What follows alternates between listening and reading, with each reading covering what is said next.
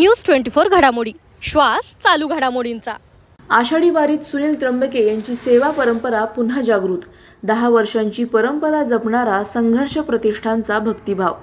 सावेडी उपनगरातील संदेश नगर येथे श्री साई संघर्ष सामाजिक प्रतिष्ठान व माजी नगरसेवक सुनील त्र्यंबके यांच्या वतीने आषाढी वारीतील पायी दिंडीच्या भाविक भक्तांचे स्वागत करण्यात आले।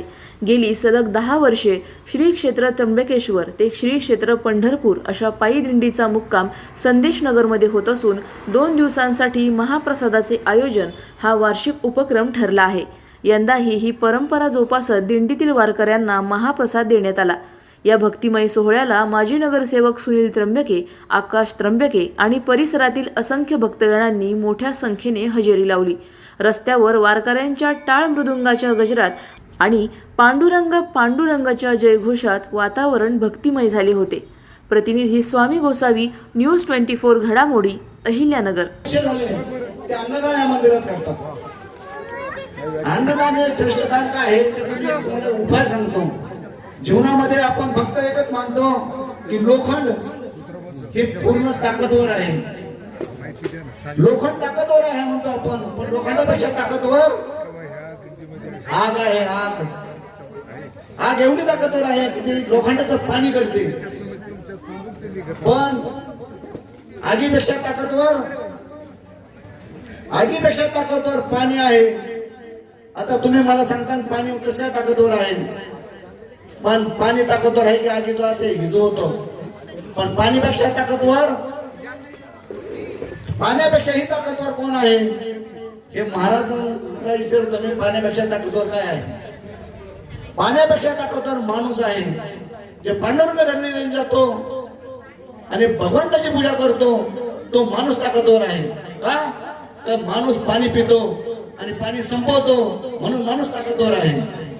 पण माणसापेक्षा ताकदवर काय आहे हे मी तुम्हाला सांगतो।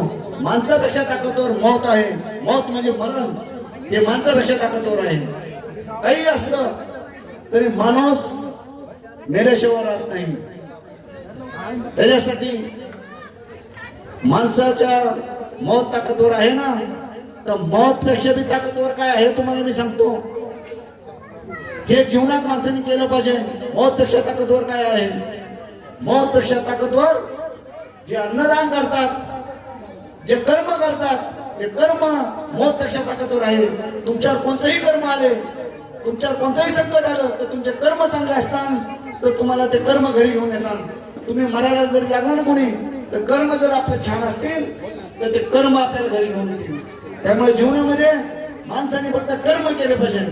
कर्म एवढे छान करा। कर्म म्हणजे काय? कर्म म्हणजे काय करायचे असतात? कर्म छान करायचे असतात। तुम्हाला सांगतो, उदाहरण सांगतो तुम्हाला एक मी। कर्ण खूप मोठा दानवीर होता। कर्ण स्वतःचा काळीच काढून देत होता। सर्व काय करायचं। एक दिवशी युद्ध चालू झालं, अर्जुनाचं आणि कर्णाचं युद्ध चालू झालं।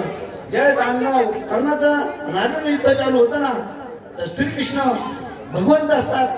भगवंत अर्जुनाला सांगतो बाण उचलून त्याला मारता की त्याचा रथ फसलेला असतो। रथेमध्ये रथ फसलेला असतो युद्धामध्ये, तो खाली उतरतो, कर्ण उतरतो। कर्ण उतरल्यानंतर तुम्हाला सांगतो मी, अर्जुन श्रीकृष्ण सांगतो बाण उचलून त्याला मार, पण अर्जुन म्हणतो नाही, तो माझा भाऊ आहे, मी त्याला मारू शकत नाही। पण श्रीकृष्ण त्याला एकच सांगतो, अरे कल करे वो आज करे वो अभी करे वो लगेच। म्हणजे प्रत्येक गोष्ट जी असेल जे ठरवली करायची तर आत्ताच करायची। उद्याचा टाइम द्यायचा नाही, उद्या परत येत नाही। जीवनामध्ये कधीही उद्या येत नाही। आतापर्यंत जीवनामध्ये उद्या आलेला आहे का? नाही। त्याच्यामुळे जे काय ठरवायचं ते आत्ताच ठरवायचं आणि ते काम करायचं। कारण ज्यावेळेस अर्जुनाने कर्णाला बाण मारला ना, तर कर्ण आजही जिवंत आहे आणि आजही जिवंत आहे। सर्व पांडुरंग भक्त आहेत, साई भक्त आहेत, हे कर्णाचं दर्शन घेतल्याशिवाय राहत नाही। तुम्ही खूप कर्णाची वाट बघता, एवढी वाट पाहता की जीवनामध्ये 2-2 तास थांबून सुद्धा जीवन कर्णाची वाट पाहता। तर नाही आला तर नाराज होऊन घरी येतात। कर्ण मेलेला नाहीये, कर्ण आजही जिवंत आहे। ते पहा, कर्णाला ज्यावेळेस अर्जुनाने बाण मारला ना, तो परमात्माकडे गेला परमात्माकडे गेलो 10 दिवस उपाशी राहिला. उपाशी राहिल्यानंतर ते एवढा भुकी राहिला. भगवंत बसलेले असतात तर भगवंत म्हणतात आणि परमात्म्याला कर्ण बोलतो, अरे मी 10 दिवस झाले जेवलो नाहीये, मला जेवायला नाहीये, मी खाल्लं नाहीये, मला खायला द्या काहीतरी. पण परमात्मा त्याला सांगतो, नाही, तुला जेवायला भेटणार नाही. सगळे देवदेवता जेवायला बसलेले असतात पण जेवायला भेटत नाही. का? की त्याने एक सांगितलं की जीवनामध्ये तू सगळं काही केलं, तुझं हृदय लोकांना दिलं, पण जीवनात तू अन्नदान नाही केलं. म्हणलं कधी अन्नदान नाही केलं, करणार नाही कधीच. त्याच्यामुळे त्याला जेवण नाही भेटलं. नंतर देवाचा विनंती केल्या आणि देवाने त्याला पूर्तिलोकी परत पाठवलं. पूर्तिलोकी पाठवलं. आज ही पूर्तिलोकी तेव्हा आहे. कारण का? तुम्ही म्हणता कुठं आहे, पण आहे. ज्या दिवशी 10वा असतो ना, 10वा असल्यानंतर आपण फक्त कवळ्याची वाट पाहतो की नाही? कवळ्याची वाट. 10व्या दिवशी आपण कवळ्याची वाट पाहतो. तेव्हा कवळ येईल आणि त्या निवदाला शिवण. कारण की कर्णाला जन्म कवळ्याचा दिलेला आहे. आजही कवळ्याला मरण आहे का? कवळ्याला आजही मरण नाहीये. ज्या टायमाला त्याला करण बसन त्यावेळेस मरण. कारण अर्जुनाने त्याला करण दिला होता आणि परमात्लोकी पाठवलं होतं. मूर्तिलोकी पाठवल्यानंतर साईच्या या मंदिरामध्ये विसावलेला हा वारकरी सोहळा श्री क्षेत्र त्र्यंबकेश्वर ते पंढरपूर पायदिंडी सोहळा कालपासून या साईच्या मंदिरामध्ये सर्व वारकरी या ठिकाणी विसावलेले आहेत. आणि अशा या वारकऱ्यांच्या माध्यमातून ज्यांनी आपलं तन मन धन या सर्व बाजूने सर्व वारकऱ्यांची सेवा करतात.